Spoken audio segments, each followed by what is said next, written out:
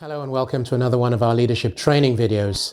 By now I hope that you understand that these leadership training videos are there for your benefit to help you understand what it takes to be a better leader, to know what the leadership skills are that you might need to grow, what you need to become a more effective leader, and also to understand the traits and the skills and the ability that you need along your journey to leadership. Now I do know, and I thank those of you who've shared comments and thoughts, that you are not all leaders. Some of you are on that journey to leadership, or on that journey where you hope you'll get to leadership. So I'm grateful that these videos have been supporting you in that journey that you've been undertaking. My name is Chris Igwe. I have over 35 years experience leading, training and developing teams across 5 major European markets and also across Europe, Middle East and Africa, where I've had business involvements.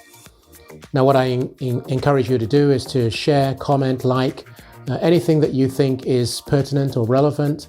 I'd be happy to engage with you, discuss, and see how that might help you on your journey. So we're going to get into it. I normally take a topic and I spend a few minutes just explaining to you what that topic or that subject has done for me and how I've benefited from it, or how I, through my own experience, can help you in your journey.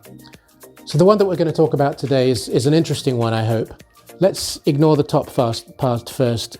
You've often heard, no doubt, work smart, don't work hard. Work smart, don't work hard.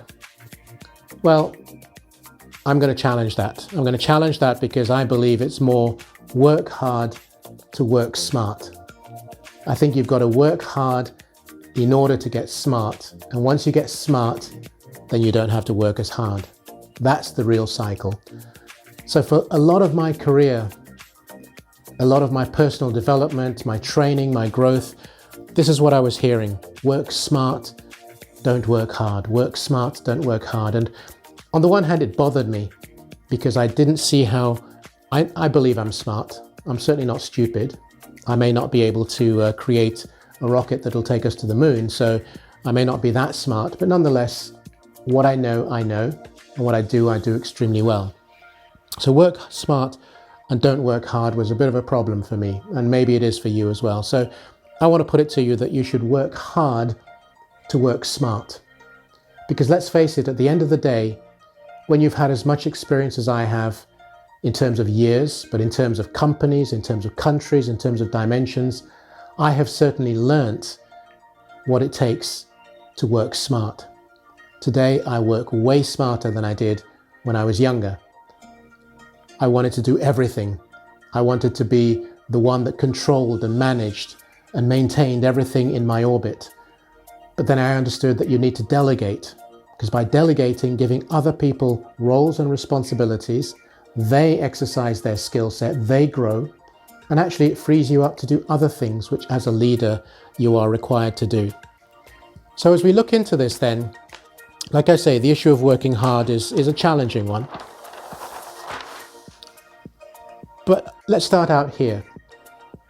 You are probably in one of these categories. There may be others, but these are the main ones. You're working in a startup, or you've started your own startup.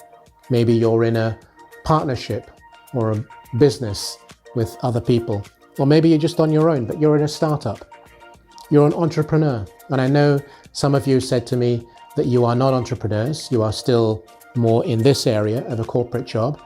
But it doesn't matter. There are lots and lots of entrepreneurs, people who are their own business owners as well, which may not be an entrepreneur, because an entrepreneur could simply be someone who, for example, runs or has created a charity, which is not necessarily a business in the sense that most of what I talk about is related to, but it is a business. Charities are businesses, but they could be a small one, or it could simply be that you have, as many people have been doing today, creating things offline and then passing them online. So you've started your own little boutique at home, as it were, and then developed that into something else. So you may be just an entrepreneur, but not necessarily getting much money as a business owner might. But you may be a business owner.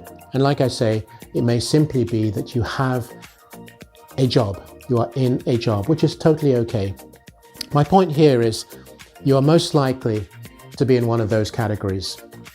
And if you're in one of those categories, I would challenge you that it is virtually impossible, certainly when you start out, to not work hard.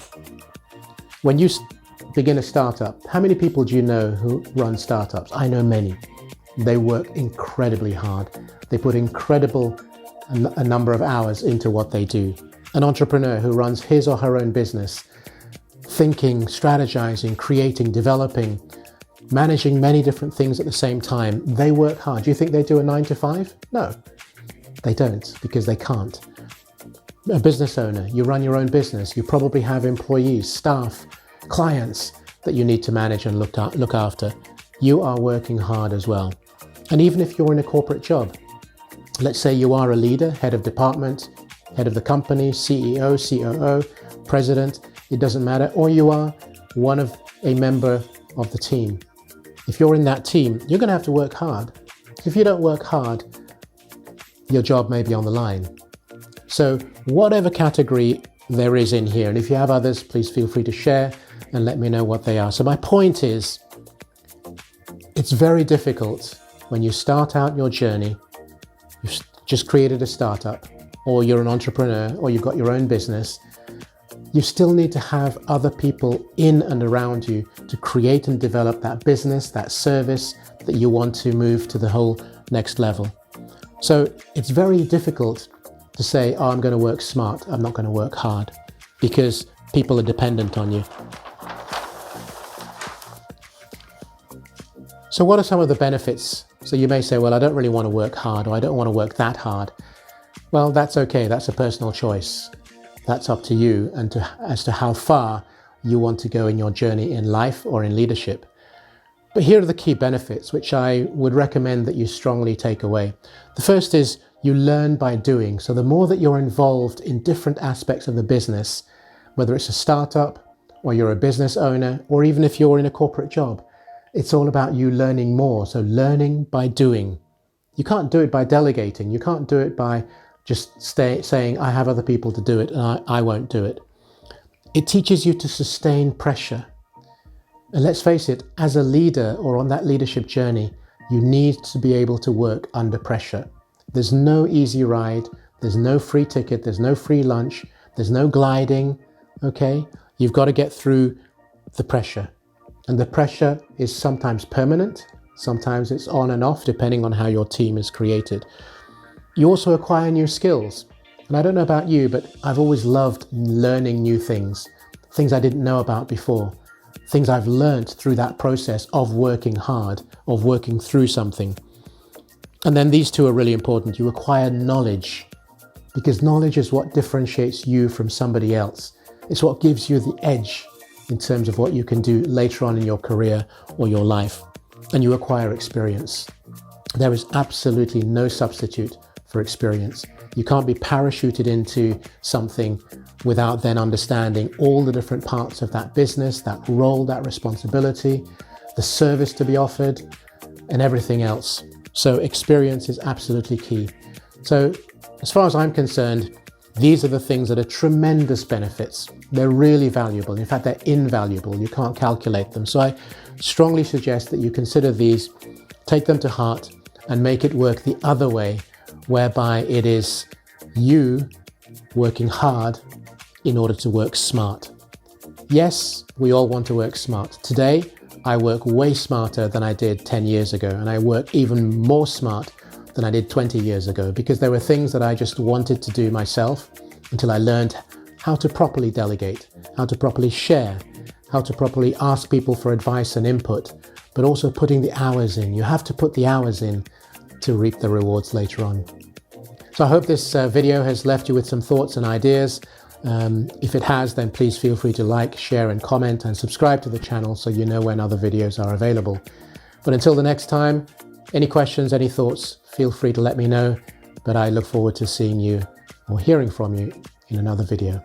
Thank you.